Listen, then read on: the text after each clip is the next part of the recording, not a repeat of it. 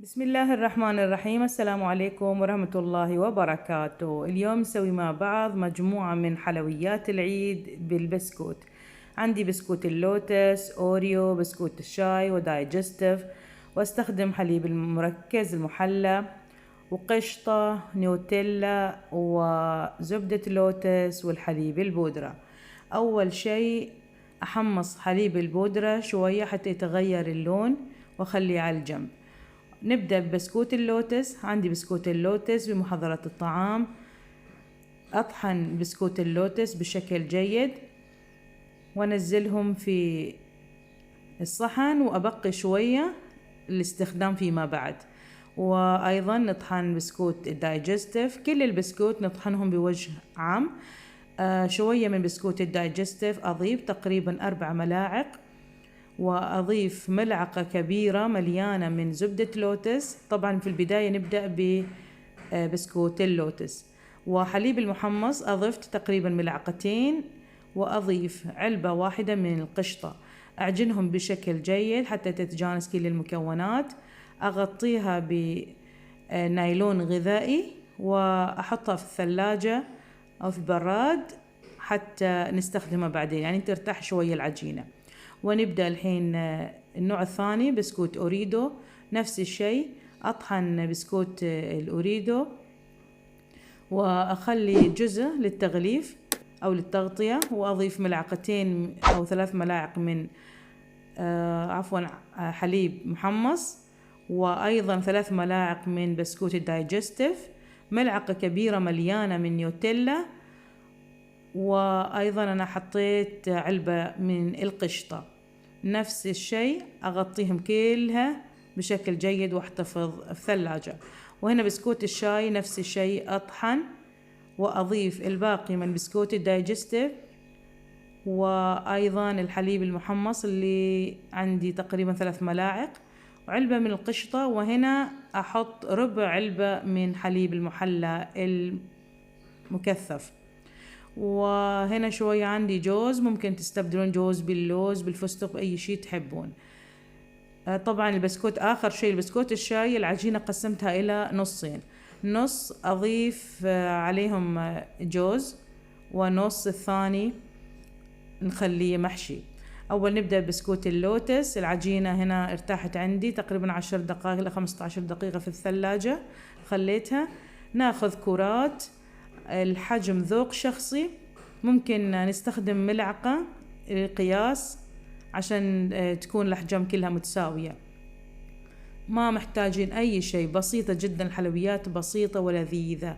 حلويات العيد بالبسكوت طرق سهلة.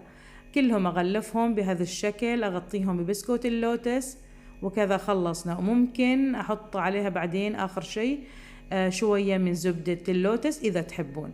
نجي للأوريو. نفس الطريقة، أكور أوريو، أخذ الكرات حجم طبعا ذوق شخصي، ونغلفهم بشوية بسكوت اللي أنا بقيتهم خليتهم عشان التغطية. ممكن تحطون شوية من شوكولات فوق كرات الأوريو إذا تحبون. أنا ما حطيت بعدين زبدة لوتس ولا نيوتيلا ولا صوص، ما حطيت شيء، خاصة في هذا النوعين، لنوع اللوتس ونوع أوريو. وهاي عجينة البسكوت اللي سويناها من بسكوت الشاي. مثل ما قلت لكم قسمناها العجينة إلى نصين، نص أضفت فيها المكسرات اللي هي الجوز أنا حطيت، ممكن تحطون لوز، ممكن أي نوع من المكسرات تحبون. بعدين هذا النوع أغطيها بشوية شوكولات، أنا استخدمت جالكسي، ممكن تستخدمون أي نوع من شوكولاتة متوفرة عندكم.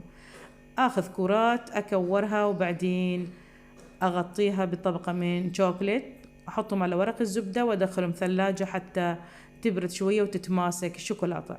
النوع الثاني أحشيها إما جوز أو كاجو أو فستق أو حبة بندق أو حتى حبات من مالتيزر، شوكولات مالتيزر، وأغطيهم بالشوكولات الأبيض. ممكن تغطونها بسبرينكلز، بأي شيء، بجوز هند، أي شيء أنتوا تحبون، شيء راجع لكم.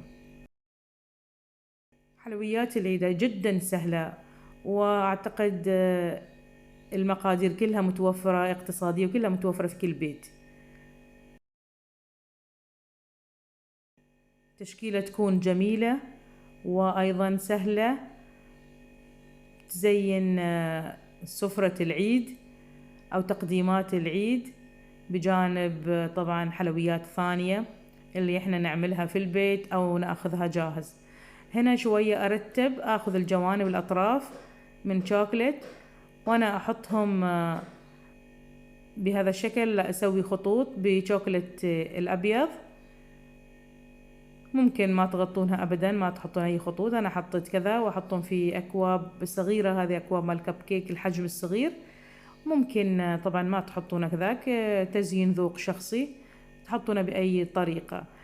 ونقدم معها الأعواد الصغيرة اللي تكون على شكل شوك صغيرة للاستعمال، نحطهم على جنب الحلويات. وهذه الجزء أنا بغطيهم بشوية من شوكولات الدارك. وكذا خلصنا هاي مجموعة من اللوتس وأوريو